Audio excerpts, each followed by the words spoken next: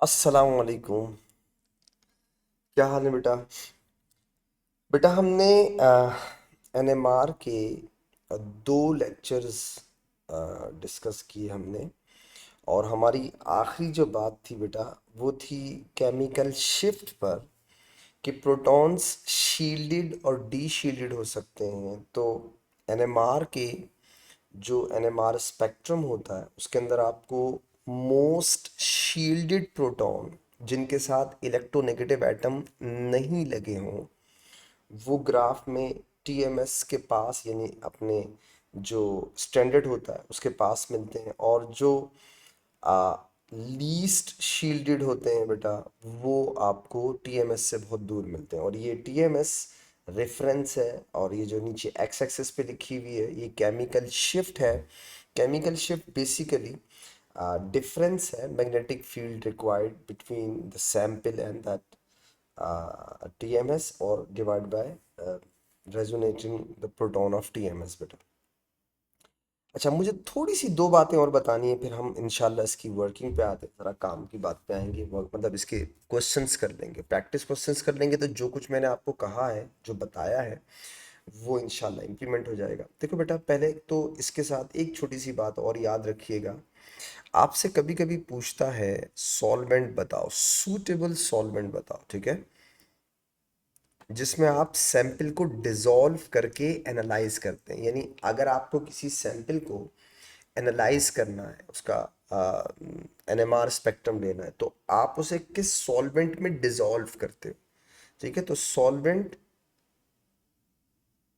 Used in NMR is CdCl3, CdCl3, not CHCl3। Actually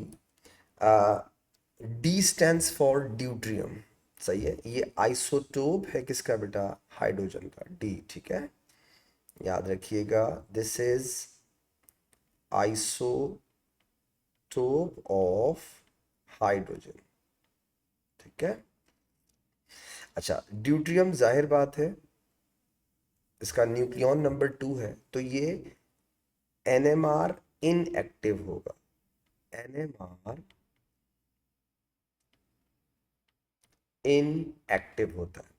मतलब कहने का ये है कि अगर आप अपने सैंपल को CdCl3 के अंदर डालेंगे और उसको एनालाइज करेंगे, तो CdCl3 में प्रोटॉन नहीं है। ड्यूट्रियम प्रोटॉन एनएमआर इनएक्टिव होगा ना, क्यों? क्योंकि सिर्फ वही न्यूक्लियस एनएमआर एक्टिव होते हैं बेटा जो ऑड नंबर। तो CdCl3 as a solvent use करने से फायदा ये होगा कि ये आपके सैंपल के प्रोटॉन के साथ इंटरेक्ट नहीं करेगा। इसकी कोई अलग से पीक नहीं आएगी, सही है, ये पीक ही नहीं देगा।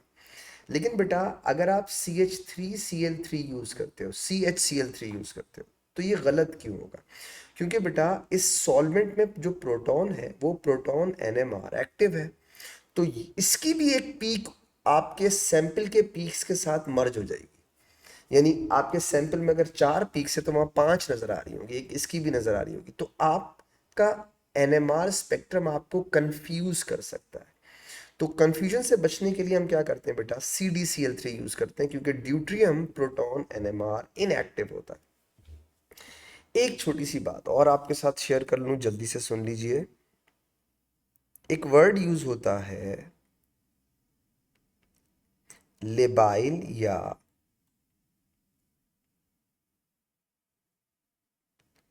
Replaceable protons. अच्छा, छोटी सी बात को जरा समझिएगा, हो क्या रहा है। बेसिकली लेबाइल प्रोटॉन्स किसे कहते हैं? सही है, फंक्शनल ग्रुप्स के प्रोटॉन्स को कहते हैं। सही है, protons of functional group.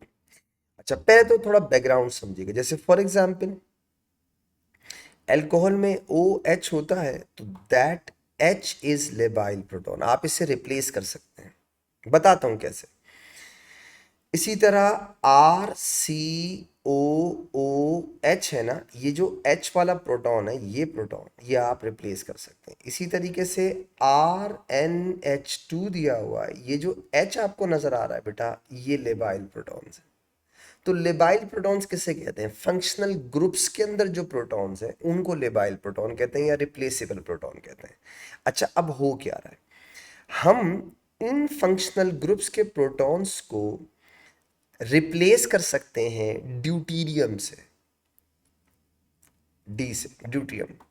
Deuterium proton NMR inactive होता है। अब मैं आपको छोटी सी एग्जांपल से समझाता हूं। जैसे फॉर एग्जांपल बेटा, CH3 CH2OH, ये इथेनॉल है, ठीक है।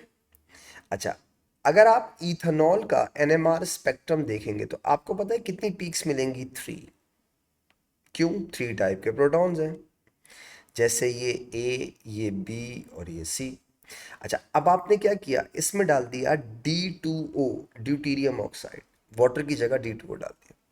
तो ये जो प्रोटॉन किसी फंक्शनल ग्रुप का है वो रिप्लेस हो जाएगा। तो अब ये होगा क्या, ये ऐसा हो जाएगा, देखिए CH3 CH2O के साथ लग जाएगा D। आपको पता है, अब अगर आप उसका D2O डालने के बाद प्रोटॉन एनएमआर लेंगे तो पता है ये आपको कितनी पीक्स देगा? अब ये आपको देगा 2 पीक्स, 2 पीक्स। क्यों? 2 टाइप के प्रोटॉन है इसलिए। कैसे? एक ए और एक बी, बस। क्यों? क्योंकि ड्यूटीरियम प्रोटॉन एनएमआर इनएक्टिव होता है। अब इससे फायदा क्या है? सबसे पहले दिमाग में सवाल आएगा, सर ऐसा करने से फायदा क्या होता है? ऐसा करने से फायदा ये होता है कि अगर आपके कंपाउंड में एक से ज्यादा फंक्शनल ग्रुप है और वो फंक्शनल ग्रुप आपके प्रोटॉन एनएमआर स्पेक्ट्रम को कॉम्प्लिकेटेड कर रहे हैं, तो उसे सिंप्लीफाई करने के लिए, कंफर्म करने के लिए कि हाँ ये वाली पीक जो थी वो फंक्शनल ग्रुप की थी, वो D2O डालने से गायब हो जाएगी। तो आप सोचें कितना आसान हो गया। अब सपोज करो सिंगलेट सिंगलेट सिंगलेट दी हुई है, आपको समझ ही नहीं आ रहा कि ये सिंगलेट किसी कार्बोक्सिलिक वाले प्रोटॉन की है, अल्कोहल वाले प्रोटॉन की है, अमाइन वाले प्रोटॉन की है, आपको नहीं समझ में आ रहा, ठीक है। तो अब आप क्या करें, उसमें D2O डाल दें, D2O डाल दें तो अगर तो वो फंक्शनल ग्रुप की प्रोटॉन होगी तो वो रिप्लेस हो जाएगी और वहां वो जो पीक है वो डिसअपियर हो जाएगी। तो इससे आपको आपका जो प्रोटॉन एनएमआर का स्पेक्ट्रम है वो कितना सिंप्लीफाई हो गया, मतलब आसान हो गया। आपने उसमें से फंक्शनल ग्रुप्स वाले प्रोटॉन हटा दिए, सिंपल हो गया, दैट्स इट। तो आसानी हो जाती है आप अगर लेबाइल या रिप्लेसेबल प्रोटॉन्स रिप्लेस कर दें ड्यूटीरियम से। और ड्यूटीरियम चूंकि इवन नंबर ऑफ न्यूक्लियॉन है इसलिए एनएमआर इनएक्टिव होता है। एक आखिरी बात, उसके बाद हम अपनी जो है वो वर्किंग शुरू करेंगे, मतलब काम काम करेंगे। छोटी सी एक बात आपके साथ और डिस्कस कर लूं। देखें बेटा, कार्बन 13 NM, कार्बन 13 NM, इसमें कोई रॉकेट साइंस नहीं है, बहुत सिंपल सी है। बस वही बात जो जिस बच्चे ने प्रोटॉन एनएमआर पढ़ लिया उसे कार्बन वैसे ही समझ में आ जाता है। 2 बातों का ख्याल रखना है। पहली बात तो वही है जो मैंने वहां कही थी, क्या?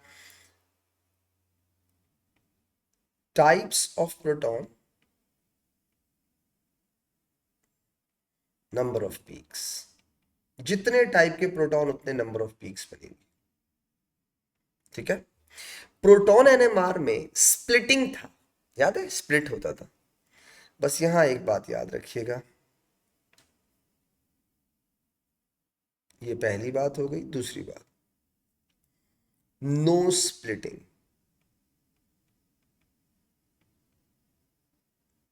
कोई स्प्लिटिंग नहीं होती। अच्छा, क्यों नहीं होती यार? सिंपल सी बात है, देखो बेटा, कार्बन 12 और कार्बन 13 99:1 के रेशो में होता है। अब आप गौर से देखें, सी सी सपोज करो यहाँ 3H है और यहाँ 2H है, मैं इसे कह रहा हूँ ए। अच्छा, अब ये जो ए की पीक है, ठीक है, ये स्प्लिट होती है, बिल्कुल होती है। किसकी वजह से? नेबरिंग कार्बन के प्रोटॉन की वजह से। अच्छा, क्यों होती है? नेबरिंग कार्बन के प्रोटॉन आपकी एक्सटर्नल मैग्नेटिक फील्ड को इंटरप्ट कर सकते हैं। ये भी इंटरप्ट कर सकता है और ये भी इंटरप्ट कर सकता है। ओके, तो आपकी पीक, ये जो ए वाली पीक है, वो अगर नेबरिंग में दो प्रोटॉन है कार्बन के पास, तो पीक कितने में स्प्लिट होती है? n+1, यानी कि 3 में टूट जाएगी। ये मैं आपको पहले बता चुका हूँ, राइट? अब जरा बात को समझिएगा। नाउ दोबारा से एग्जाम्पल देता हूँ आपको। सी, सी और यहाँ ओ एच लगा हुआ, ठीक है? ये दो टाइप के कार्बन है। ये कार्बन ए, ये कार्बन बी। गौर से देखिएगा, ये है ए की पीक, ठीक है? कार्बन ए की पीक। ये स्प्लिट क्यों नहीं हो रही? इसके नेबरिंग में जो कार्बन है, कितने परसेंट चांसेस है कि वो कार्बन 13 ही हो? अगर ये 13 है तो ये कितने परसेंट चांसेस है? जस्ट 1%। इसका मतलब है ज्यादातर, मोस्टली यहां पर कार्बन 12 ही होगा अगर ये 13 है। यस और नो? तो बेटा 12 वाला तो प्रोटॉन एनएमआर इनएक्टिव है, तो ये आपकी एक्सटर्नल मैग्नेटिक फील्ड को इंटरप्ट ही नहीं करेगा। इसीलिए आपकी कार्बन 13 की जो पीक है वो स्प्लिट नहीं होती। बस जितने टाइप्स ऑफ कार्बन, उतनी नंबर ऑफ पीक्स। और याद रखना, सारे रूल रेगुलेशन एग्जैक्टली वैसे ही हैं जैसे प्रोटॉन एनएमआर के, कोई चेंज नहीं है। वही केमिकल शिफ्ट की वैल्यूज हैं, वही shielded D shielded carbon most electronegative के साथ लगे हों, दैट्स इट। बस स्प्लिटिंग नहीं होती, स्प्लिटिंग पैटर्न नहीं होता, सही है? प्रोटॉन में स्प्लिटिंग इसलिए होती है बेटा कि आपके जो नेबरिंग कार्बन के प्रोटॉन्स हैं, वो प्रोटॉन एनएमआर एक्टिव होते हैं, वो ड्यूटेरियम होने के चांस 1% होते हैं, 1% से भी कम है, सही है? तो इसलिए आपके जो नेबरिंग के प्रोटॉन है वो आपकी एक्सटर्नल मैग्नेटिक फील्ड को इंटरप्ट करते हैं, इसीलिए प्रोटॉन एनएमआर में पीक स्प्लिट होती है, कार्बन 13 में नहीं होती। एक छोटी सी चीज़ आपसे और पूछता है, और वो है हाइब्रिडाइजेशन। ये कोई रॉकेट साइंस नहीं है, हाइब्रिडाइजेशन, ठीक है? मतलब आपको कार्बन की हाइब्रिडेशन पता होनी चाहिए। अगर वो 4 सिंगल बॉन्डेड है तो sp3 होता है, अगर उसमें एक डबल बॉन्डेड है तो sp2 होता है, अगर वो ट्रिपल बॉन्डेड है तो वो sp होता है, दैट्स इट। तो ये 3 टाइप की जो है वो हाइब्रिडाइजेशन आपसे पूछता है कार्बन 13 NMR में, ठीक है? एक आखिरी छोटी सी रिक्वेस्ट, देखो बेटा, अगर आपको डेटा शीट गिवन हो केमिकल शिफ्ट की, तो मैं बच्चों से हमेशा रिक्वेस्ट करता हूं कि डेटा शीट को देख के क्वेश्चन मत सॉल्व किया करें, अपनी नॉलेज को यूज करके क्वेश्चन सॉल्व किया करें। अगर आप सिर्फ डेटा शीट को देख के सॉल्व करेंगे तो वो बहुत सारे केसेस में डेटा देता भी नहीं है, फिर क्या कर लेंगे?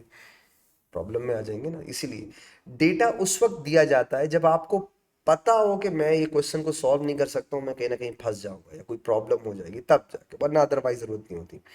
डेटा शीट्स क्या होती हैं कार्बन 13 और प्रोटॉन एनएमआर की, मैं आपको दिखाता हूँ। ये देखिए बेटा, यहाँ लिखा हुआ है, जरा गौर से देखिए। ये लिखा हुआ है typical proton chemical shift values relative TMS to zero. TMS की हम लोग जाहिर बात है वो रेफरेंस है, उसको जीरो लेते हैं।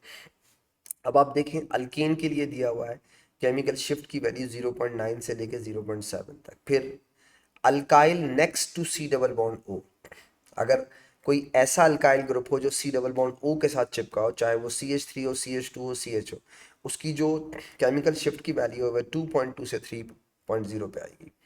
इसी तरह एरोमेटिक, सही है बेटा, एंड सो ऑन। उसके बाद सब सब दिया हुआ, गौर से देखें हम। मैं बच्चों से कहता हूं इस डेटा शीट को आप उस वक्त यूज करें जब आपको फंक्शनल ग्रुप आइडेंटिफाई करने हो, नंबर 1, या फिर आप किसी स्पेक्ट्रम में फंस जाएं, दो चीजें क्लोज आ गई हैं, आप फंक्शनल ग्रुप डिसाइड नहीं कर पा रहे हैं कि कौन सा होना चाहिए, तब इस शीट को आप यूज कर सकते हैं। अदरवाइज इस शीट पे रिलाई करने की जरूरत नहीं है। मैं हमेशा रिकमेंड करता हूं जो बच्चे इस शीट को देख करके क्वेश्चन सॉल्व करते हैं बेटा, हमेशा अपना टाइम जाया करते हैं। तो पहले अपनी नॉलेज यूज करो, मैं आपको बताऊंगा कैसे। इसी तरह ये देखें बेटा, दोनों में फर्क देखिएगा। लुक एट हियर, ये है typical carbon 13 chemical shift values, ठीक है, TMS 0। अच्छा, यहाँ पे एक बस अलग से चीज़ क्या है कि केमिकल शिफ्ट की रेंज दी हुई है आपको, वो नज़र आ रही है। वही अल्काइल दिया हुआ है, अल्कीन्स दिया हुआ है, कार्बोनाइल दिया हुआ है, नाइट्रोजन के साथ दिए हुए हैं, और एन ऑक्सीजन। और बस एक एक्स्ट्रा चीज़ देखिएगा सबसे, अगर आप थोड़ा सा स्क्रीन की एक तरफ देखें, 7 जो टिपिकल के नीचे जो लिखा हुआ है, आपको हाइब्रिडाइजेशन भी दी हुई है। अच्छा, कार्बन बोल्ड किए हुए हैं आप, अगर आप पता नहीं आपको नज़र आ रहे हैं नहीं आ रहे हैं, और से देखिएगा, जैसे CH3 का C जो है वो उसने बोल्ड किया हुआ है, इसी तरीके से CH2 का C बोल्ड किया हुआ है, और CH का जो C है वो बोल्ड किया हुआ है। तो ये इनकी हाइब्रिडाइजेशन, ठीक है। और कोई रॉकेट साइंस नहीं है हाइब्रिडाइजेशन, तो मेरे ख्याल से बच्चे, आप लोगों को AS से आती है, तो आप किसी भी कार्बन को देखकर उसकी हाइब्रिडेशन पहचान सकते हो। ओके, मैं आता हूं बेटा अब बगैर टाइम जाया किए आपका, और वर्कशीट क्वेश्चंस पे आते हैं, क्वेश्चंस पे, ठीक है। हम स्टार्ट करते हैं आज से प्रैक्टिस क्वेश्चंस। सेशन जितना चल सकता है चलाएंगे इंशाल्लाह, ठीक है। क्वेश्चन नंबर 1 देखिएगा बेटा, सबसे पहले क्वेश्चन नंबर 1। ओके, कहता है compound F contains elements carbon, hydrogen, oxygen only. 3 इसमें एलिमेंट है, ठीक है। All carbon carbon bond in F are single bonded, कोई अल्कीन नहीं है। The structure of F was analysed by mass spectrometer and infrared. देखो ये भी एक एनालिटिकल टेक्निक है, और ये फंक्शनल ग्रुप पहचानने के लिए भी एक टेक्निक है, और NMR हम तो पढ़ ही रहे हैं, ठीक है। तीनों के जरिए से आप उसका स्ट्रक्चर फाइंड आउट करने की कोशिश कर रहे हैं बकौल उसके। कहता है the mass spectrum shows that mass over charge value for the M peak. M का मतलब आपको याद है ना, मॉलिक्यूलर मास, मॉलिक्यूलर पीक। इसका मतलब है मॉलिक्यूलर मास कितना दिया हुआ है बेटा, 90 दिया हुआ है। काम की बातों को हमेशा अंडरलाइन करें। The ratio of the height of M and M+1 peak is 22.1 और 0.7, ठीक है। Use the ratio of the height MM+1, deduce the number of carbon atoms in the molecule. I hope AS level याद आ गया होगा आपको। क्या formula है बेटा, M/M+1 is equal to 100/1.1 n। तो n is number of carbon, आपने कहा M+1 इंटू 100 बेटा, डिवाइडेड बाय M इंटू 1.1, ठीक है। तो M+1 कितना है बेटा, 0.7, 0.7 इंटू 100, आपको M कितना दिया हुआ है, 22.1 इंटू 1.1। मैं कैलकुलेट करता हूँ, आप भी कैलकुलेट कीजिए बेटा, चेक कीजिए, मेरा आंसर हो सकता है गलत आए। आप प्लीज़ अपनी वर्किंग ज़रूर किया करें, हमेशा बोलता हूँ। 22.1 डिवाइडेड बाय 1.1, तो ये आ गया 2.879, 2.879, 2.879। ऐसा तो हो ही नहीं सकता, ऐसे कार्बन हो तो तकरीबन कितने हैं, इसका मतलब है 3, राउंड ऑफ करना खुद पड़ेगा आपको, ठीक है। 3 कार्बन। तो उसने पूछा कार्बन कितने हैं, तो कार्बन कितने हैं बेटा, 3। Suggest the molecular formula of the F। अब देखो इसने मॉलिक्यूलर मास दिया हुआ है, और कह रहा है कि 3 एलिमेंट हैं, ठीक है, और बोल रहा है कि फार्मूला बताओ। थोड़ा सा मुश्किल है, एक काम करते हैं, रिवर्स आते हैं। कभी कभी हमें क्वेश्चन में अगला पार्ट पिछले पार्ट को हेल्प कर देता है। जैसे फॉर एग्जांपल अभी मैं अगर इसको गैस करता रहूंगा तो शायद मेरा टाइम ज़ाया होगा, तो मैं पार्ट बी पे आता हूँ, फिर पीछे आ जाता हूँ, ज़रा देखिएगा गौर से। The infrared spectrum of F was obtain, the data booklet, use the data booklet, your knowledge of infrared, ठीक है, हम नॉलेज से कर लेंगे, कोई इशू नहीं। Identify the type of bond and functional group responsible for these 3 absorption. देखो बेटा, ब्रॉड एंड स्ट्रॉन्ग दिया हुआ है, और नीचे दिया हुआ है वेरी ब्रॉड। तो ब्रॉड किसकी होती है, AS लेवल, एल्कोहल की होती है, OH of alcohol. Very broad किसकी होती है, OH of carboxylic acid, ठीक है। तो ये टाइप ऑफ बॉन्ड क्या हो गया, यहाँ पे OH होगा। फंक्शनल ग्रुप क्या बोलोगे, हाइड्रोक्सिल। इसी तरह वेरी ब्रॉड को क्या बोलोगे, OH। टाइप ऑफ बॉन्ड क्या है, OH है, वही किसका है, कार्बोक्सिलिक का। आप चाहो तो वहां से भी देख सकते हो, कोई इशू नहीं है। याद रखना बेटा, वैसे मुझे तो याद है, आप बुकलेट से देख लीजिएगा। अराउंड 3200 से लेके 3600 तक अगर वेवलेंथ एब्जॉर्ब हो रही हो तो इसका मतलब होता है अल्कोहल OH, ठीक है। और तक 2600 से लेके तकरीबन 2800 तक हो OH और वेरी ब्रॉड हो तो कार्बोक्सिलिक, अराउंड 1700 हो तो C डबल बॉन्ड O होता है, ठीक है। तो अब ये देखो ये 1725 है, स्ट्रॉन्ग पीक है तो C डबल बॉन्ड O है। जाहिर बात है कार्बोक्सिलिक होगा तो कार्बोक्सिलिक में C डबल बॉन्ड O तो होता है ना। तो ये किसका हो गया बेटा, कार्बोनाइल का हो गया, ठीक है। तो कार्बोनाइल, और कार्बोनाइल में भी कौन बेटा, COOH वाला कार्बोनाइल, इसकी बात कर रहा हूँ, ठीक है। अब हम मॉलिक्यूलर फॉर्मूला निकाल सकते हैं। देखिए 3 कार्बन एटम है पता चल गया, मास 90 है पता चल गया। एक चीज और पता चल गई कि हाइड्रोक्सिल ग्रुप है और कार्बोक्सिलिक ग्रुप है। तो अब आप सोचो, अगर आप 3 कार्बन बनाते हो ये लो, ठीक है, तो एक तो आपने बना दिया OH, ठीक है। अब आप COH, अब आपके पास OH के चांसेस दो हैं, पहले पे भी लगा सकते हैं दूसरे पे भी, तो मैं यहाँ पहले पे लगा देता हूँ। एक तो ये बन गया, ये हो सकता है, और एक और चीज हो सकती है, ये देखें बेटा, दो चांसेस है ना इसमें, तीसरा कोई आइसोटोप है ही नहीं। नीचे वाले से पता चल गया कि कंपाउंड के अंदर कार्बोक्सिलिक और हाइड्रोक्सिल ग्रुप है। कैसा, ये देखिए यहाँ आपने लगाया OH, ये CH2 और ये CH2, ठीक है। अब हमने फॉर्मूला तो बना लिया ना, C3 हो गया, H गिने 1 2 3 4 5 6, H6 हो गया और O2 हो गया, ये तो फॉर्मूला आ गया। अब हमें कैसे पता चलेगा कि इनमें से कौन सा कंपाउंड है, बहुत आसान है। कैसे, इसका अगर हम NMR कर लेना सुकून हो जाएगा। कैसे, जरा मेरा साथ दीजिएगा। सबसे पहले प्रोटॉन देखिए कितने टाइप्स के, A B C D। यहां देखिए ABCD, 4 टाइप के प्रोटॉन है, ठीक है। अच्छा, स्प्लिटिंग पैटर्न चेंज होगा, और से देखिए इस ए की जो पीक स्प्लिट होगी वो कितने में टूटेगी, 2 में। क्यों, क्योंकि एडजेसेंट कार्बन के पास कितने कितने प्रोटॉन है, 1। अच्छा, बी की जो पीक है वो 4 में टूटेगी। क्यों, क्योंकि एडजेसेंट कार्बन के पास क्योंकि एडजेसेंट कार्बन के पास 3 प्रोटॉन है।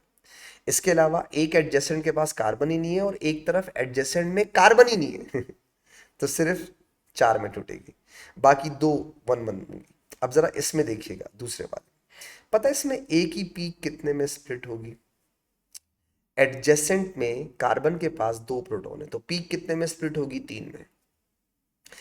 एक तरफ एडजेसेंट में कार्बन है ही नहीं, ओ लगा हुआ है, तो छोड़ दो, तो इसकी पीक टूटेगी किसने बेटा, 3 में स्प्लिट होगी। इसकी पीक कितने में स्प्लिट होगी, 3 में, राइट। इस ए की पीक स्प्लिट कितने में होगी, 2 में।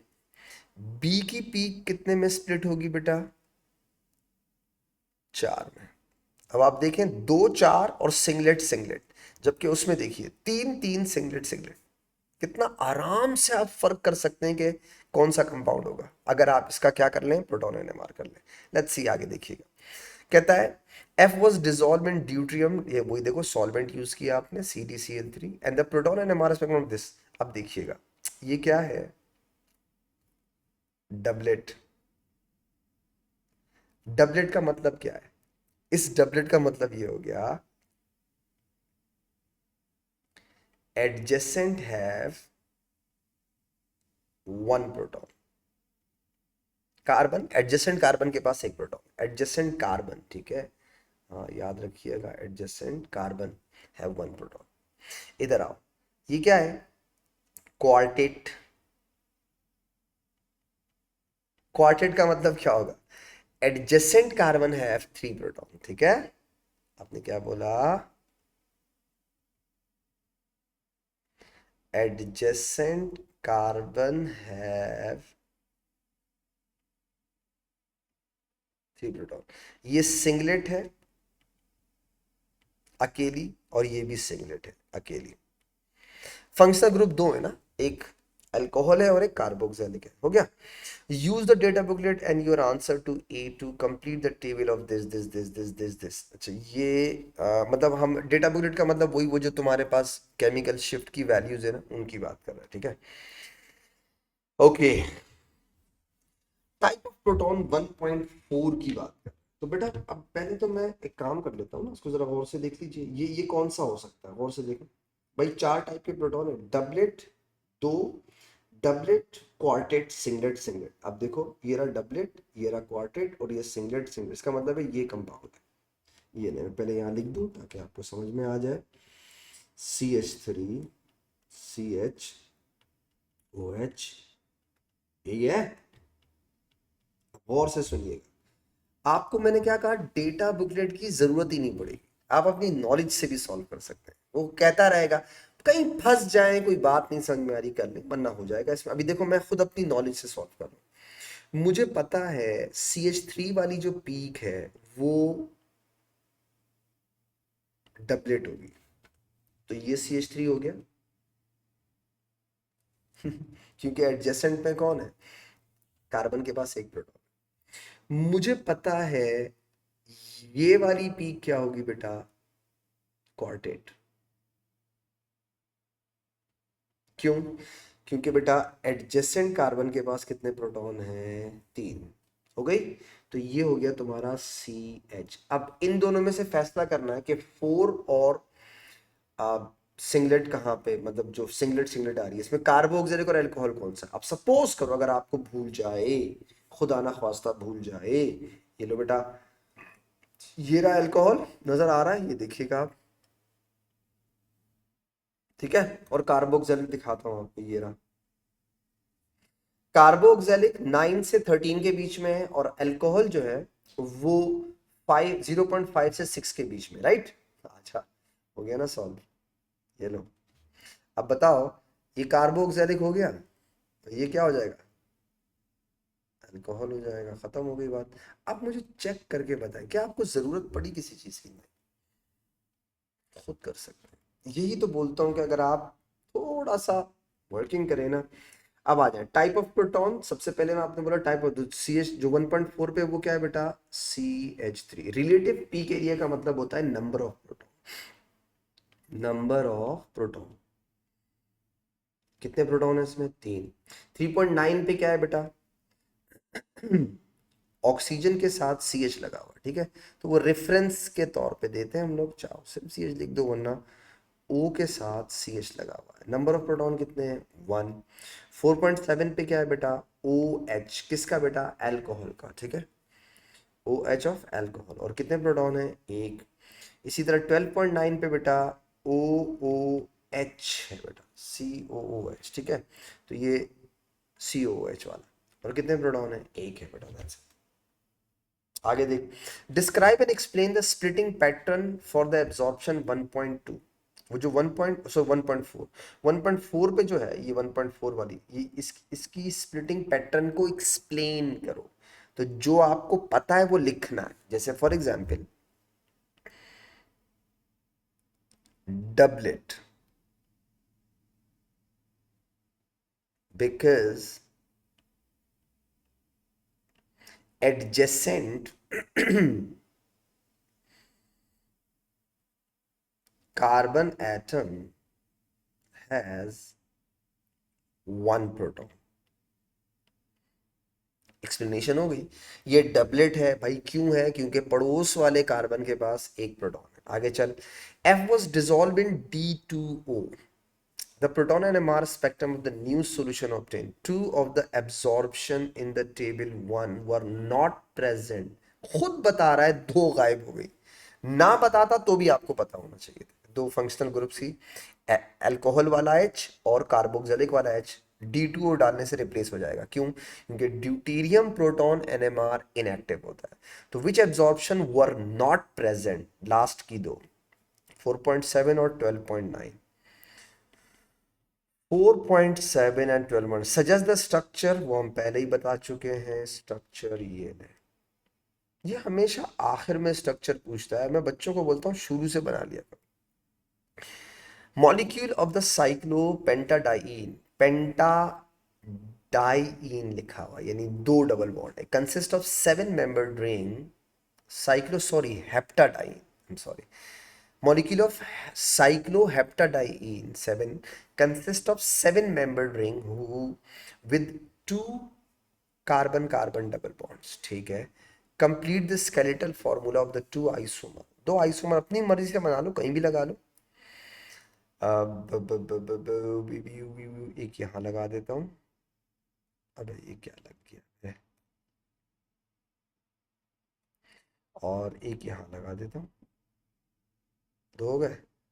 एक यहाँ लगा देता हूँ, बीच में 2 जगहें छोड़ के यहाँ लगा देता हूँ। कहीं भी लगा सकते हैं। क्या बोल रहा है आगे? वो क्या, पहले तो उसने बोला स्ट्रक्चर बनाओ, सही। इसका तो बना सकते हैं, कोई इशू नहीं। 2 आइसोमर हो गए, डबल बॉन्ड की पोजीशन चेंज कर दी तो पोजीशन आइसोमर्स हो गए। The isomer P and Q were analyse using carbon 13 NMR। Predict the number of peaks that will seen. But अब वही काम करना है जो तुमने हाइड्रोजन के साथ किया था, मैं करके दूं, ये देखिएगा, गौर से देखिएगा। भाई तुम जैसा कोई है नहीं है, तो ये हो गए ए, इधर आए। ये दोनों क्या हो गए बेटा? बी। ये दोनों क्या हो गए बेटा? सी। और ये इंडिविजुअल क्या हो गया? डी। तो कितने हो गए पी के अंदर? 4। इधर आ जाओ। ये हो गया ए, तुम जैसा कोई है नहीं है। ये बी हो गया, तुम जैसा कोई है नहीं है। सी हो गया, तुम जैसा कोई है नहीं है। डी हो गया। दोनों में 4 4 है। That's it. जिंदगी में सुकून। आगे आ जा। क्वेश्चन नंबर, देखो मैंने कहा ना, तो जिस बच्चे को टाइप समझ, प्रोटॉन एनएमआर में टाइप समझ में आ गई, स्प्लिटिंग पैटर्न समझ में आ गया, एनएमआर खत्म। That's it। और कार्बन 13 में तो ये भी नहीं है ना स्प्लिटिंग पैटर्न, सिर्फ टाइप्स ऑफ प्रोटॉन पहचानो। आगे आओ। Question number 2, compound F is carboxylic acid, खुद कह रहा है। Compound F contains 31.4% oxygen by mass and its mass spectrum has molecular ion peak is this. Molecular ion peak का मतलब होता है मॉलिक्यूलर मास, याद रखना, बार बार बोलता हूं ताकि दिमाग में बैठ जाए। Use all this information to show that molecular formula of C5H10O2। अच्छा, ये फॉर्मूला प्रूव करना है। मॉलिक्यूलर मास दिया हुआ है और ऑक्सीजन की परसेंटेज दी, तो बेटा इसमें ऑक्सीजन 2 है ना, 2। तो कोई मसला नहीं। क्या क्यों मांग रहा है वर्किंग, पता नहीं। 31.4%, 2 ऑक्सीजन का मास है, 2 ऑक्सीजन का मास हो गया 32। 100% मास को मॉलिक्यूलर मास कहते हैं। क्रॉस मल्टीप्लाई करो, आंसर आ जाएगा 102। That's it. एक काम और कर सकते हैं, वो कह रहे हैं ना शो ऑल योर वर्किंग, और दिखा देते हैं। 102 इसका मॉलिक्यूलर मास आ गया हमारे पास, ठीक है। 102 में से मैं 32 माइनस करूं तो मेरे पास इसका मास आना चाहिए ना, C5H10 का, और प्रूव हो जाएगा। तो बेटा -32 कर। 102 -32, 102 -32, 70 आ रहा है। 70। आपको पता है C5H10 का मास 70 होता है। लो, प्रूव हो गया। आगे चलो। There are 4 possible structure isomer of C5H10O2 that are carboxylic acid. The first isomer has been drawn. Okay, पहला आइसोमर उसने बना दिया है। ओके, तो पहला आइसोमर उसने बनाया क्या है? 1 2 3 4, ये इसने बना दिया है 2 मीथाइल। ताकि मैं इसलिए लिख रहा हूं ताकि मुझे याद रहे, मैं रिपीट ना कर दूं ना यार। 2 मीथाइल ब्यूटन 1 OH एसिड, ठीक है। अच्छा, ये एक बन चुका है, तो 1 2 3 4 5 स्ट्रेट चेन वाला बना दूं मैं। ये देखें,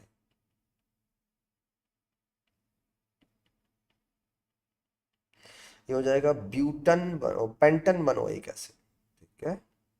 पेंटन 1 OH हो गया। अच्छा, इसने 2 पे लगाया है, मैं 3 पे लगा देता हूँ। 1 2 3 4।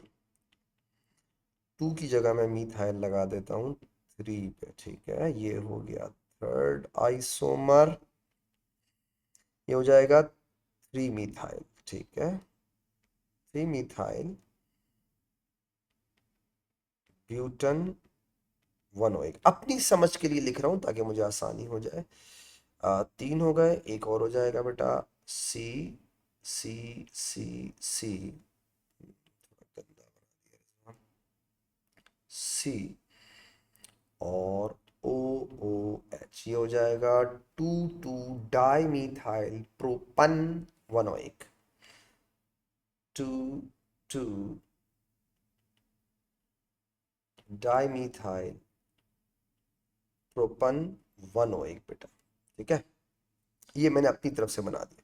अच्छा, इससे पहले कि मैं आगे जाऊं, चूंकि एनएमआर का क्वेश्चन है, पहले खुद से कुछ वर्किंग करके आपको दिखाऊं। ये देखिएगा, ये देखिए, वो कुछ भी करे भाड़ में जाए, हम अपना काम करते हैं। जरा देखिए, नंबर वन, 1 2 3 4 5 प्रोटॉन्स 5 टाइप के हैं। अच्छा, ग्रीन से लिखूंगा कार्बन कितने टाइप्स के हैं, 1 2 3 4 5। कार्बन कितने टाइप के हैं, 5। कार्बन भी 5 है बेटा। जरा आइसोमर 2 पे आता हूँ, जरा देखिएगा, आप मेरा साथ दीजिएगा। एक को पर्पल से लिखूंगा, एक को ग्रीन से। 1, ये 2 3 4 5 प्रोटॉन हो गए 5 टाइप के। ठीक है, कार्बन को ग्रीन से लिखूंगा, 1, ये 2 कार्बन, ये 3 टाइप का कार्बन, 4 टाइप का, और ये 5 टाइप का कार्बन, 5 टाइप के कार्बन। कार्बन भी 5 है। ओके, नीचे आ जाओ। अच्छा, इसको ए कर देता हूँ। ए 1 टाइप, ये बी, ये सी, और ये डी, यानी प्रोटॉन 4 टाइप्स के हैं इसमें। अब आते हैं कार्बन के ऊपर। 1, this is 2, this is 3, this is 4। Carbon भी 4 टाइप के हैं। यहां आ जाओ। ए ए ए, एक टाइप के प्रोटॉन, और ये हो गया बी, 2 टाइप के प्रोटॉन। प्रोटॉन कितने टाइप के हो गए, 2। कार्बन देखते हैं, ये सारे 1, एक ही टाइप के कार्बन है बेटा। ये हो गया 2 कार्बन, और ये हो जाएगा 3 कार्बन, यानी कार्बन कितने टाइप्स के हैं, 3। अब ये मैंने अपनी तरफ से वर्किंग कर ली, कितना आसान हो गया। देखो, मैंने प्रोटॉन्स और कार्बन अलग अलग कर लिए। मैंने कहा ना, मुझे जरूरत नहीं पड़ती उसकी डेटा बुकलेट की, या उसके जो जो टेबल वेबल देता है उसकी। बहुत कम रेयर केसेस में कोई जरूरत पड़ जाए, वरना जरूरत नहीं होती। आप अपनी तरफ से पहले सॉल्व कर लें। State the systematic name of isomer 1, 2 methyl butane monoic acid, 2 methyl butane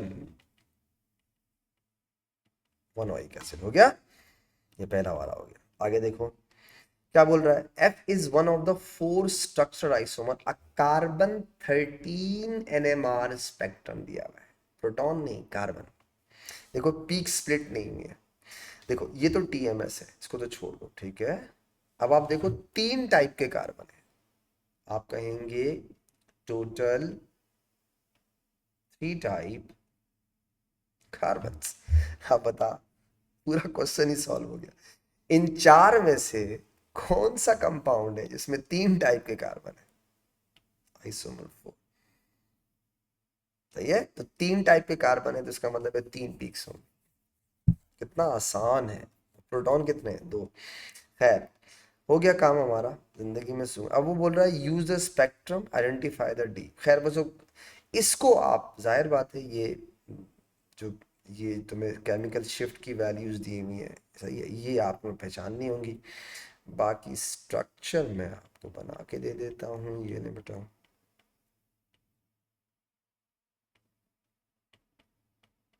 ठीक है, तो ये कोई रॉकेट साइंस नहीं है, मतलब ऐसा नहीं है कि आपको ये समझ में नहीं आएगा। ठीक है, तो कोई मसला नहीं।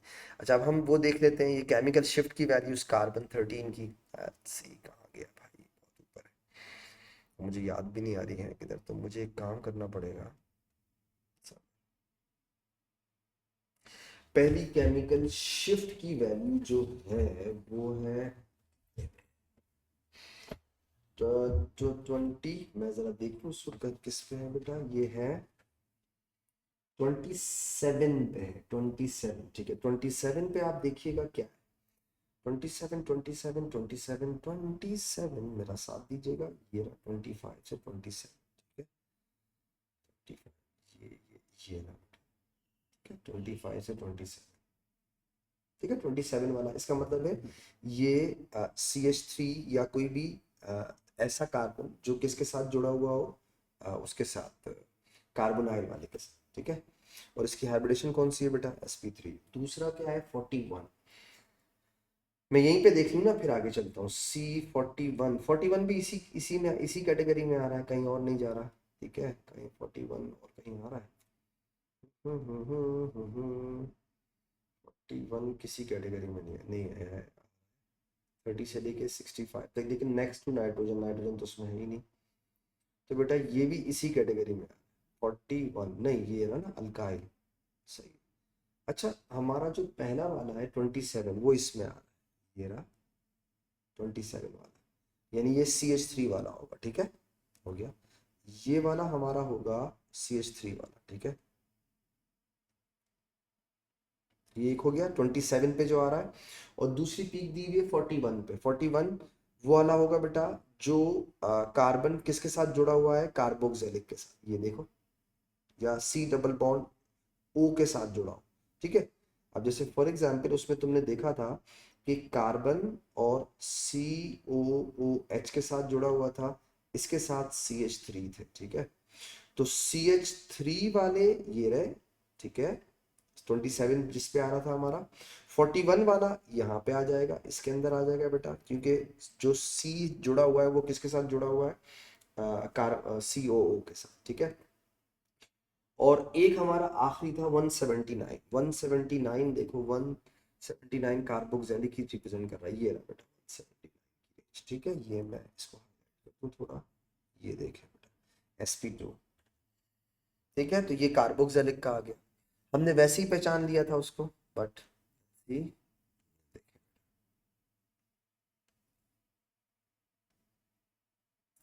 अब हम पहचान लेंगे, देखें बेटा, ये हो गया आपका CH3, कहाँ से देखा, 27 की वजह से देखा, ठीक है, 27।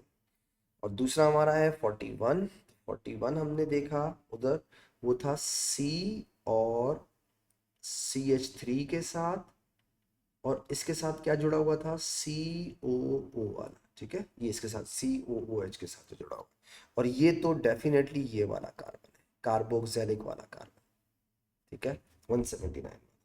हम कर लेते हैं environment of the carbon atoms, तो इधर आप लिखेंगे C,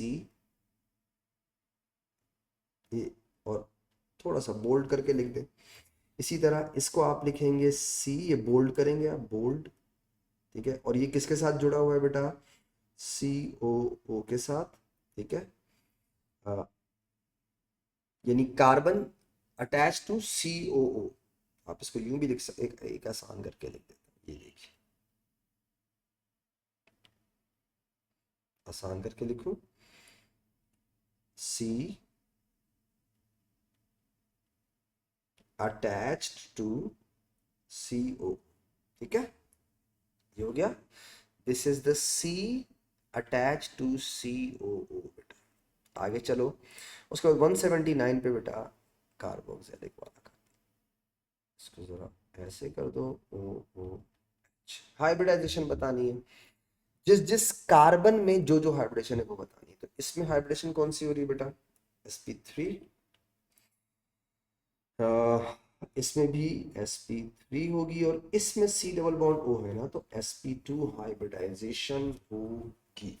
अच्छा, आगे देखिएगा, G is another of the four structure isomer in B1, the proton NMR of the G is shown। सबसे पहले देखो टाइप ऑफ प्रोटॉन्स कितने हैं, 1 2 3 4, देखो सुनो, ये है आपका डबलेट, ये मल्टीप्लेट, ये डबलेट, और ये सिंगलेट है, ठीक है, चार टाइप्स के प्रोटॉन है। मैंने इसकी शक्ल देख के क्या क्या सबसे पहले पता कर लिया, 4 टाइप्स ऑफ प्रोटॉन्स, राइट। अब आपने जो ऊपर वर्किंग की है उसको देख लो, 4 टाइप्स के प्रोटॉन इसमें किसमें, खुद ब खुद सॉल्व हो जाएगा, ये रहा बेटा, चेक कर, 4 टाइप के प्रोटॉन, इसका मतलब है ये स्ट्रक्चर। और हम जब इसको रिजेंबल करेंगे उसके साथ और समझ में आएगा, ये कौन सा है बेटा, ये है 3 मिथाइल ब्यूटेन मोनोइक एसिड। आप जरा देखिएगा, खेलता हूँ इसके साथ, देखिए,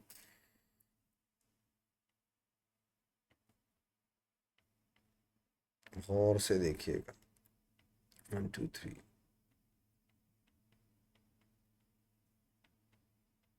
ये ले, खेले। ये हो गया ए। अब बताएं ए को तोड़ोगे किसमें? इसके एडजेसेंट के पास एक प्रोटॉन है, तो डबलेट में टूटेगा। इसका मतलब है ये किसे रिप्रेजेंट कर रहा है? CH3 इसको रिप्रेजेंट कर रहा है, 2 CH3। जाओ, इधर आओ, जरा इसे बी को देखो, ये बी है, ये हो गया ए। ठीक है, अब आ जाओ बी पे। बी के एक तरफ कार्बन के पास 2 प्रोटॉन और बाकी दो तरफ 6 प्रोटॉन। तो 2 और 6 कितने हो गए? 8। इसका मतलब है कितने में पीक टूटेगी? 9 में। 4 से ज्यादा हो तो क्या बोलते हैं? मल्टीप्लेट। तो जो पता है किसको रिप्रेजेंट कर रहा है ये वाला? CH को। अब आ जाओ, जरा सी को गौर से देखिएगा। So simple. ये बताएं सी के एक तरफ कार्बन के पास तो प्रोटॉन ही नहीं है, एक तरफ कार्बन के पास 2 प्रोटॉन। ओके, तो 2 प्रोटॉन की वजह से क्या हो गया बेटा? तो सॉरी, एक प्रोटॉन है, एक प्रोटॉन की वजह से क्या हो गया? डबलेट में टूटेगा, तो ये हो गया आपका CH2। अच्छा, और ये फंक्शनल ग्रुप है डेफिनेटली, ये सबसे मोस्ट।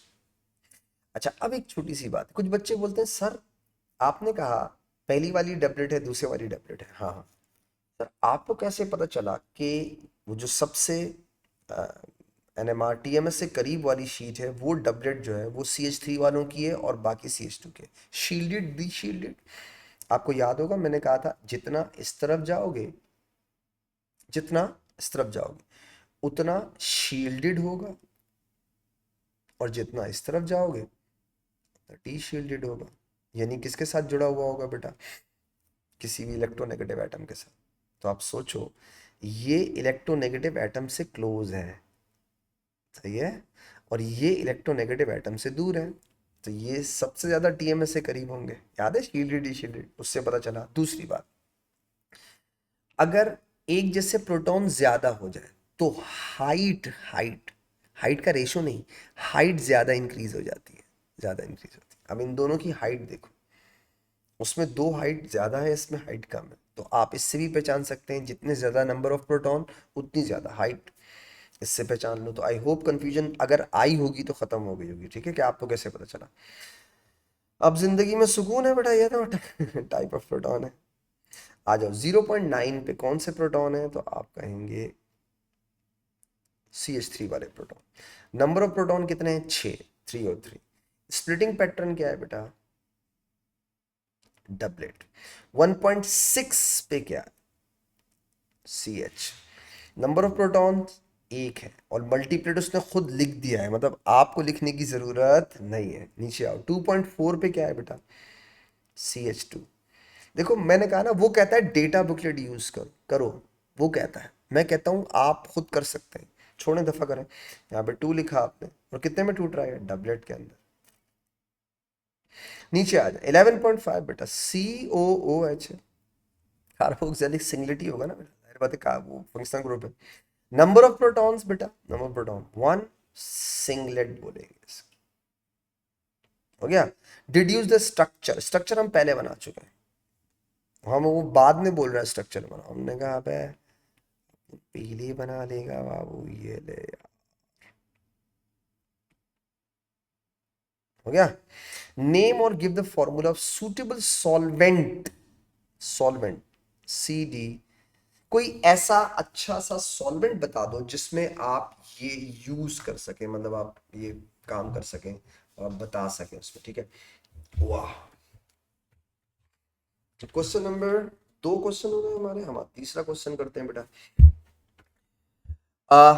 Ethan dioic acid, सही है, occurs in many vegetable. The amount it occurs in spinach can be estimated as follow: 40 gram of spinach leaves crushed and mixed with the distilled water using a mortar and pestle। सही है, 40 ग्राम आपने spinach use किया। ठीक है, the mixture is filtered and then leaves the wash and more little water। ठीक है, then the combined filtrate washing with 100 centimeter cube of the water। पहली बात क्या समझ में आई? आपने 40 ग्राम स्पेनिश लिया, क्रश फ्रश करके उसको सॉल्यूशन बनाया 100 सेंटीमीटर क्यूब का, ये बोला है उसने। ठीक है, पहली बात तो ये समझ आ गई। 25 centimetre cube portion of resulting solution added, ये 25 सेंटीमीटर क्यूब आपने लिया कॉनिकल फ्लास्क में डाला, यानी इसमें से आपने 25 सेंटीमीटर क्यूब फ्लास्क में डाला और सल्फ्यूरिक एसिड ये नहीं होता। The acidified solution warm and with this, titrate किसके साथ किया बेटा आपने, KMnO4 के साथ, यानी आपने एक ब्यूरेट ली होगी और ब्यूरेट के अंदर आपने लिया होगा KMnO4 जिसकी कॉन्सेंट्रेशन 0.02 दी हुई। The equation for the reaction is this, the titration 12.2 centimetre cube of was required to reach the end point, यानी आपने ब्यूरेट से फ्लास्क में जिसमें 25 सेंटीमीटर क्यूब स्पेनिच वाला सॉल्यूशन था उसको न्यूट्रलाइज करने के लिए 15.2 सेंटीमीटर क्यूब सॉल्यूशन आपने ब्यूरेट से डाला एंड पॉइंट तक। Calculate the percentage by mass of ethane dioic acid in spinach. आप इस प्रोसेस को रिवर्स लेके जाओ, देखो बेटा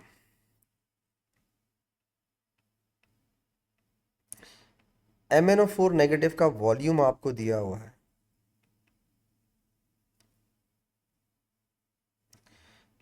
0.0152, कॉन्सेंट्रेशन आपको दी हुई है 0.02। सबसे पहले आप मोल्स निकाल लें कि MnO4 के मोल्स कितने आ गए, 0.02 इंटू 0.0152, ये आ गया मेरे पास नंबर ऑफ मोल्स आ गए 3.04 इंटू 10⁻⁻⁴। ठीक है, इधर रेशो चेक कर लें क्या है, ये है 2:5 का रेशो। ठीक है, तो 2:5 के रेशो की वजह से आप लिखेंगे 3.04 इंटू 10⁻⁻⁴ गिव्स यू x। तो जो ईथन डाइओइक एसिड स्पेनिच सॉल्यूशन में था उसके मोल्स आ जाएंगे। ये मैं इसे मल्टीप्लाई कर देता हूँ बेटा, 5 से डिवाइड करता हूँ 2 से, ये आ गया 7.6 इंटू 10⁻⁻⁴ इन 25 सेंटीमीटर क्यूब। ठीक है, ये 25 था, याद रखिए। आपके पास जो टोटल सॉल्यूशन आपने बनाया था वो 100 सेंटीमीटर क्यूब था, तो 100 सेंटीमीटर क्यूब में ईथन डाइओइक एसिड के मोल्स कैसे निकालें बेटा, 25 मल्टीप्लाई बाय 4 कर दो, वरना रेशो से कर लो। 25 में 7.6 इंटू 10⁻⁻⁴ है, तो 100 सेंटीमीटर क्यूब में moles of ethane dioic acid होंगे x। तो मल्टीप्लाई बाय 100 डिवाइडेड बाय 25, ये आ गया 3.04 इंटू 10⁻⁻3, ये आ गए मोल्स, किसके आ गए, ईथन डाइओइक एसिड के। अगर हमारे पास मास आ जाए तो हम लोग निकाल लेंगे। तो ईथन डाइओइक एसिड का मास कितना होता है, molecular mass of ethane dioic acid है C2O4 और H2, 45 90 होता है बेटा इसका मास। ठीक है, तो मैं मास निकाल लेता हूँ 3.04 इंटू 10⁻⁻³ इंटू 90, जो भी कुछ मेरे पास है मैं मल्टीप्लाई करता हूँ उसको 90 से, ये आ रहा है 0.2736, हो गया, ये ग्राम में आ गया। अब वो आपसे पूछ रहा था परसेंटेज, तो हमने टोटल कितने ग्राम स्पिनच लीव्स दिए थे बेटा, 40 ग्राम। 40 ग्राम में कार्बोक्सिलिक की परसेंटेज निकालनी है, तो निकाल लो ना यार, 0.2736 इंटू 100 डिवाइड बाई 40। ठीक है, तो मल्टीप्लाई बाय 100 किया डिवाइडेड बाय 40 किया, ये आ गया मेरे पास 0.684, 0.684% आ गया। ठीक है, ये पता नहीं इसने बीच में एक मोल्स का क्वेश्चन दे दिया और 3 मार्क्स का दिया था, तो आई होप ये आप सब कर भी लेंगे। Ethane dioic acid can be converted into ethane dioyl chloride. तो अच्छा, कार्बोक्सिलिक को एसाइल में कन्वर्ट किया है, तो बेटा state eight suitable reason, SOCl2 लिख लो और PCl5 लिख लो बेटा, दैट्स इट। आ गया। For the reactions of ethane diol chloride below suggests the structure of the compound J and K. Draw them in the boxes. अच्छा देखो ये एसाइल है, ठीक है। एसाइल को अमाइन के साथ रिएक्ट करा रहा है और एसाइल को अल्कोहल के साथ रिएक्ट कर रहा है। आप एएस लेवल बेटा, acyl plus amine gives you amide, acyl plus alcohol gives you ester, बच्चों वाला, ठीक है। तो आ जाओ, अब सवाल ये है कि दोनों एसाइल दोनों अमाइन से रिएक्ट कर रहे हैं या एक एसाइल एक अमाइन से रिएक्ट कर रहा है, वो डिपेंड करता है फॉर्मूला पे। फॉर्मूला में चेक करो बेटा, कहीं पे क्लोरीन नहीं है, यहाँ दो क्लोरीन है ना, यहाँ कहीं क्लोरीन नहीं है। और फॉर्मूला में चेक करो, दो नाइट्रोजन नजर आ रहे हैं, तो दो नाइट्रोजन का मतलब ये हो गया दो अमाइड बने, तो बना ले। ये देखो, इसका एक एच हटाओ, इसका एक एच हटाओ, ठीक है, HCl बनेगा, तो ये बन जाएगा, ये लो, सी सी ओ ओ, ये जोड़ दे N के साथ H, CH2 CH2, N के साथ H, अमाइड बन गया। साथ में क्या बना, 2HCl। उसने पूछा नहीं है, अपनी नॉलेज के लिए बना। अब अगर कंफर्म करना हो कि मैंने सही बनाया गलत बनाया, मॉलिक्यूलर फॉर्मूला चेक कर लो, एग्जैक्टली वही आ रहा है जो उसने दिया हुआ है। हो गया, नीचे आओ। अब वही बात यहाँ हो गई, अब अल्कोहल और एसाइल एस्टर देते हैं, दोनों एसाइल रिएक्ट करेंगे या एक, तो डिपेंड करता है। आप प्रोडक्ट को देख लो जरा, प्रोडक्ट मतलब फॉर्मूला देख लो, जे में कहीं क्लोरीन नहीं है, एक बात। दूसरी बात ये कि रिएक्टेंट साइड पर दो क्लोरीन है, राइट, और प्रोडक्ट के अंदर चार क्लोरीन, रिएक्टेंट साइड पे दो ऑक्सीजन है, प्रोडक्ट साइड पे चार ऑक्सीजन है, तो इसका मतलब ये दोनों एस्टर्स बने हैं। ये लो बेटा, एस्टर बना लो, सी ओ सी ओ ओ CH3 O CH3, साथ में 2HCl, हो गया। आगे चलो, when ethane diol chloride is reacted with silver ethanoate in ethoxyethane -20, oxide of carbon L is formed. The molecule of L has no overall dipole, का मतलब नॉन पोलर है। Molecular formula दे दिया C4 और O6, ठीक है। आपको बोल रहा है कब, पहले मैं इसकी अपनी वर्किंग कर लूं इसको इससे रिएक्ट करा, ठीक है, इन दोनों को रिएक्ट कराना है, तो पहले अपनी वर्किंग कर लेते हैं, फिर देखते हैं क्या बोलता है। जरा मैं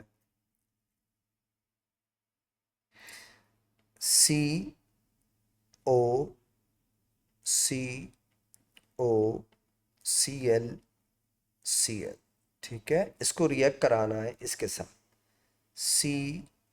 COCOOAgOAg, इनको आपस में रिएक्ट कराओ तो एक ऑक्साइड ऑफ कार्बन बना रहा है, ठीक है। तो बेटा ये सिल्वर और ये क्लोराइड मिलके सिल्वर क्लोराइड, ये सिल्वर और ये क्लोराइड मिलके सिल्वर क्लोराइड बनाएंगे, तो ये देखो O O C O C O O, ये देखें, मैंने कहा ना उसकी बातें बात की है, पहले अपनी वर्किंग कर ले। साथ में क्या बन जाएगा, 2AgCl हो गया काम। चलो अब ये देखो, यही फॉर्मूला है, C4 है, बिल्कुल है, और O गिन लो कितने हैं, 2 2 4, O6 है, यही तो दिया हुआ है, C4O6, यही चीज बन गई। आ जाओ, carbon 13 NMR spectrum of solution L in ethoxy ethane as shown below shown below। अच्छा देखो, इथॉक्सी इथेन के अंदर मतलब सॉल्वेंट इस दफा आपने CdCl3 यूज नहीं किया, इसमें क्या यूज किया हुआ, इथॉक्सी इथेन, ओके। तो आपने इस इस कंपाउंड को, एल को, ये जो हमने ऑक्साइड बनाया, इसको इथॉक्सी इथेन में डाला और उसका कार्बन 13 NMR कर लिया। तो बेटा कार्बन 13 NMR जरा गौर से देखिएगा, ये हो गए एक टाइप के कार्बन और ये हो गए बी टाइप के कार्बन, दो कार्बन हो गए। आपको पीक्स कितनी दी हुई है? 3। इसमें तो 3 टाइप से कार्बन है, तो 2 कार्बन किसकी वजह से आए हैं? इथॉक्सी इथेन की वजह से। तो ये 2 कार्बन आ गए। इसका मतलब है एक कार्बन किसकी वजह से आए हैं, इसकी और कंफर्म हो गया। मजीद स्ट्रक्चर यही है, बोलो क्यों? सारे कार्बन एक ही टाइप के हैं, गौर से देखें, वन टाइप कार्बन। और गौर से देखें बेटा, सारे के सारे कार्बन ऑक्सीजन ऑक्सीजन ऑक्सीजन के साथ जुड़े हुए हैं। मतलब जितने कार्बन है सबके सब ऑक्सीजन के साथ जुड़े हैं, इधर उधर उधर उधर सब। ठीक है, आ जा। अब देखते हैं क्या बोलता है। Use the data booklet. नहीं करेंगे यूज, नहीं करेंगे यूज, जरूरत पड़ेगी तो करेंगे। Use the data booklet to state in the boxes below the chemical shift value of the peak spectrum of which due to the carbon atoms in ethoxy थे। ठीक है, ये हो गया 0, ये 10 है। 10 का मतलब हो गया ये होना चाहिए शायद 15, दैट्स इट। और ये है 60, और ये होना चाहिए 65, और ये होना चाहिए 160, राइट। अच्छा बेटा, तो अब बताओ, ये हो जाएगा डी शील्डेड, ये होगा शील्डेड। तो इसका मतलब है ये तो 15-15 हो गए। आप चाहो तो डेटा बुकलेट से देख लो, वरना नजर आ रहा है ऑक्सीजन के साथ जो कार्बन जुड़ा हुआ है डायरेक्ट, सही है, वो डेफिनेटली वो ज़्यादा डी शील्डेड होगा। और जो दूर है ऑक्सीजन से वो शील्डेड होगा। शील्डेड हमेशा आपको टीएमएस से करीब मिलेंगे। तो ये हो जाएगा 65 और 65। अब तुम बोलोगे कि सर आपने 160 को सबसे अलग क्यों कर दिया? कोई बात नहीं, अभी बता देता हूँ। मुझे एक बात बताओ, हर तरफ इलेक्ट्रोनेगेटिव एटम लगे हुए हैं, हर तरफ। तो मैं कह सकता हूं ये जो कार्बन है ये मोस्ट मोस्ट मोस्ट डीशील्डेड होंगे। तो बेटा सबसे ज्यादा इधर ही होंगे ना, और वन टाइप पे कार्बन है, दैट्स इट। उसके बाद बोला explain what the rest of the carbon 13 NMR spectrum indicate. What the rest मतलब जो रेस्ट है वो क्या बचा? यही तो बच गया एक। तो इसका मतलब है L contains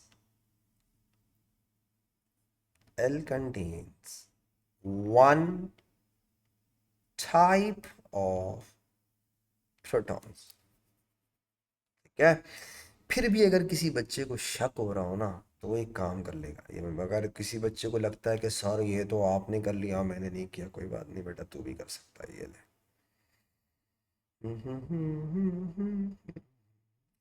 आजा। क्या था? 15 और 65, राइट। कार्बन 13 में ये था 15 और 65। ये हटा दूं पहले।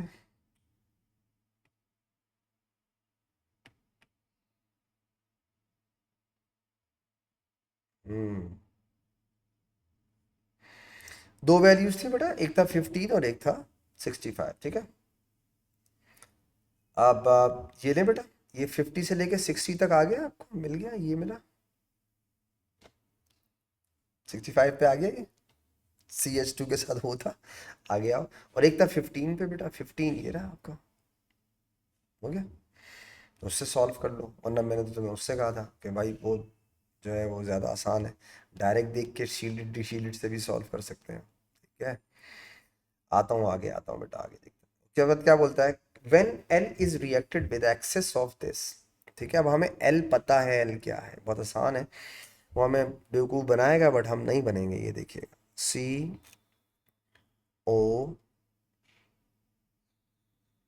CO, O, CO, CO, ये है L। ठीक है, इसको आपने किसके साथ रिएक्ट करवाया?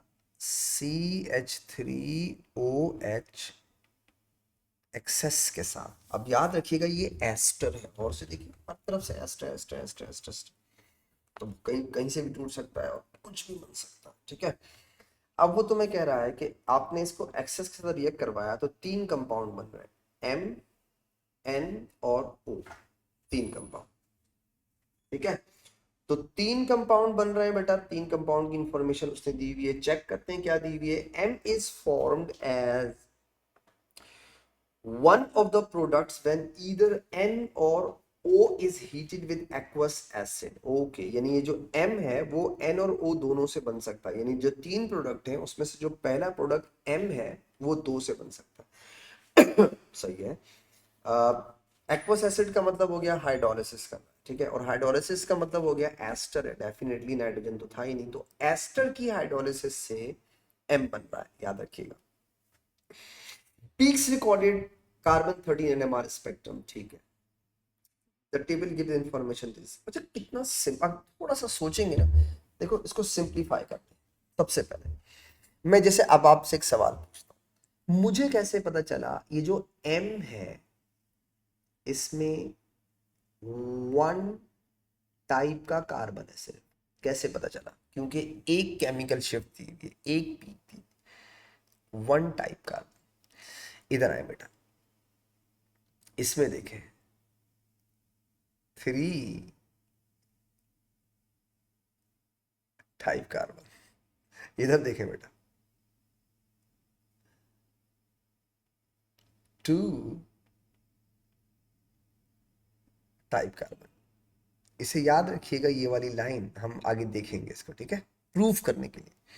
पहले तो बताओ ये समझ में आ गई। अब एक और इंटरेस्टिंग फैक्ट देखिए, पता नहीं आपने देखा नहीं देखा, जो कार्बन यहां है वही कार्बन यहां भी है 162, और से देखें।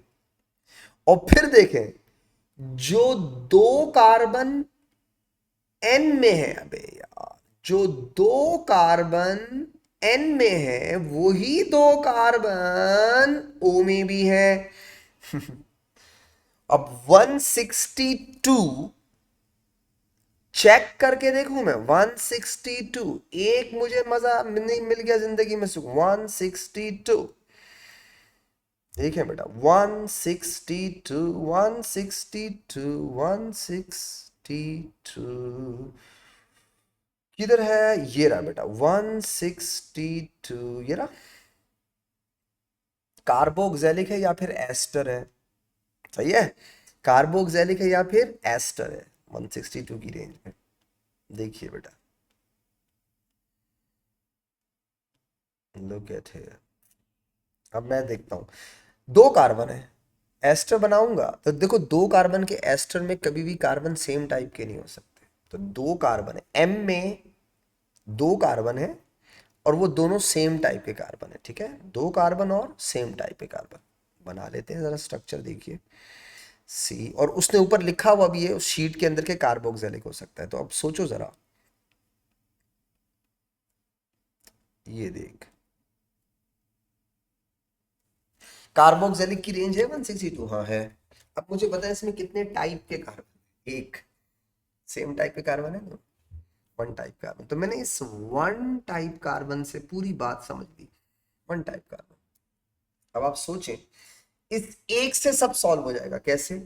नीचे वाले में कार्बोक्सिलिक तो ऑलरेडी है ही है, ये तो है, लेकिन उसके साथ 160 और 653 भी है, ठीक है, तीन टाइप के कार्बन। अच्छा, 160 से लेके 182 तक जो भी था उसमें दो चीजें आ रही थी, याद है, एस्टर और कार्बोक्सिलिक। तो कार्बोक्सिलिक तो आ गया, एक टाइप का कार्बन तो आ गया, इसका मतलब है दूसरे टाइप का कार्बन कौन होगा? एस्टर होगा। वापस दिखाता हूं आपको, ये देखो, हेलो, ये लो, ये देखो 160 से लेके 165, ठीक है बेटा, इसमें दो टाइप के, एक तो हो गया कार्बोक्सिलिक हमने निकाल लिया, एक एस्टर भी दिया हुआ, इसका मतलब है दूसरा कंपाउंड या दूसरा कार्बन उसमें क्या होगा? एस्टर होगा। देखो, ये लो बेटा, रेंज उसने हमें दी हुई है, अभी कर लेते हैं बाबू, ये ले बाबू, ये देखो मैंने इसके साथ क्या किया, सी ओ ओ कर दिया। अब आखिरी है हमारे पास 53, ठीक है, 53 आखिरी चीज एस्टर के लिए, लास्ट 53 चेक करते हैं, मेरा ख्याल है वो मिल जाएगा। देखें 53, फिर कंफर्म कर लेंगे तीन टाइप के बन रहे हैं या नहीं बन रहे। लुक एट हियर 53 बाबू, 53, 53 ये रहा 53, 20 से 25 और 70 से, अच्छा ये दो हैं 53, एक ये रहा ठीक है ठीक है ठीक है ठीक है। एक ये आ जाएगा 53, ये नहीं हो सकता, छोड़ दो। ये नहीं हो सकता क्योंकि इसमें वो एन नाइट्रोजन है, नाइट्रोजन है ही नहीं हमारे पास। ठीक है, नाइट्रोजन नहीं है इसमें कंपाउंड। और 53 और कहाँ आ सकता है? 53 और कहाँ है? ये रहा ये रहा ये रहा ये रहा। किसका? ये किसी कलर से कर दूँ उसको, इस कलर से कर दूँ। ये आ गया 53 वाला। CH3 या CH2 नेक्स्ट टू CO, यानी अल्काइल नेक्स्ट टू O होना चाहिए। तो बेटा हो गया ना काम। और सी, ये देखें, ये पूरा एग्जैक्टली वही आ रहा है जो हमें चाहिए 53 की रेंज में। ठीक है, 53 कंफर्म हो जाएगा। अभी सही कर रहे हैं नहीं कर रहे हैं, देखिए देखिए कट हेयर, ये मैंने लगा दिया। अगर मैं इसको ना थोड़ा अलग स्टाइल से करूं, ये देखिएगा, अलग स्टाइल का मतलब मैं इसे अलग करता हूँ।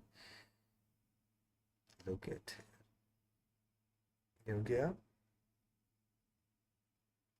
और यहाँ मैंने लगा दिया एक अलग से, ये देखें 3 टाइप के कार्बन हो गए। अच्छा, अब पहले ना, अब मुझे लगता है कि ये है, हो सकता है मैं गलत सोच रहा हूँ। पहले मैं फॉर्मूला चेक करता हूँ कि मैंने सही किया है। 3 कार्बन है, हाँ है। 4 हाइड्रोजन है, हाँ है। और 4 ऑक्सीजन है, हाँ है। सब कुछ कंफर्म हो रहा है। अच्छा, अब आओ, इसमें 3 टाइप के कार्बन आ रहे हैं, बिल्कुल आ रहे हैं। ये हो गया ए कार्बन, ये हो गया बी कार्बन, ये हो गया सी कार्बन। हो गया। अब आजा, मुझे लगता है ये सही है। फिर एक दफ़ा आखिरी कंफर्मेशन यहाँ से लेंगे, ये जो इसने दिया है, ठीक है, लास्ट वाले। अब वो कह रहा है कि वही दो, यानी ये है CH3O वाला और ये है एस्टर। और आपको अब कितने, 2 टाइप के कार्बन बनाने हैं और इसको एस्टर बनाना है। तो बेटा हो गया ना आसान, CH3O इधर लिखा, CH3O इधर लिखा, और ये देखें। अब आप बताएं इसमें कितने टाइप्स के कार्बन हैं? 2। वही ऊपर वाली चीज आ गई। पहले मॉलिक्यूलर फॉर्मूला चेक कर लो। सेट है, C4 है, हाँ है। H6 है, हाँ है। ऑक्सीजन 4 है, हाँ है। अब सवाल ये है कंफर्म करने के लिए कि हमने सही बनाया है, नहीं। वो कह रहा है इसकी एसिडिक हाइड्रोलिसिस और इसकी एसिडिक हाइड्रोलिसिस करने से M बनता है। चेक करें क्या ऐसा है, जरा देखिएगा। CH3O CO COOH, अगर आप इसकी एसिडिक हाइड्रोलिसिस करते हैं तो यहां से टूटेगा O, C double bond OOH, साथ में क्या दे देगा? बताओ कंपाउंड M बना नहीं बना? बन गया। आ जाओ, जरा O से देखिएगा। उसने शुरू में लिखा है ना M दोनों से बनता है, और कंफर्म हो गया। चलो जरा इसकी एसिडिक हाइड्रोलिसिस करो। तोड़ो तोड़ो बाबू, ये बन गए कार्बोक्सिलिक। और साथ में देखिए कैसा। वो सवाल जो उसने सबसे आखिर में पूछा था वो हमने सबसे शुरू में सॉल्व कर लिया था। काश तुम लोगों को ये बातें समझ में आ जाए। देखो, अगर आप एग्जामिनर की डेटा बुकलेट के पीछे पड़े रहोगे, अपनी केमिस्ट्री की नॉलेज यूज़ नहीं करोगे, आप कार्बन के, सॉरी, NMR के क्वेश्चंस में हमेशा फंसते रहोगे। तो मुझे यकीन है इंशाल्लाह मैं आपके साथ मजीद डिस्कस करूंगा और भी क्वेश्चन इंशाल्लाह। ठीक है, तब तक के लिए इजाजत दीजिएगा बेटा, दुआओं में खास याद रखिएगा। अल्लाह हाफिज।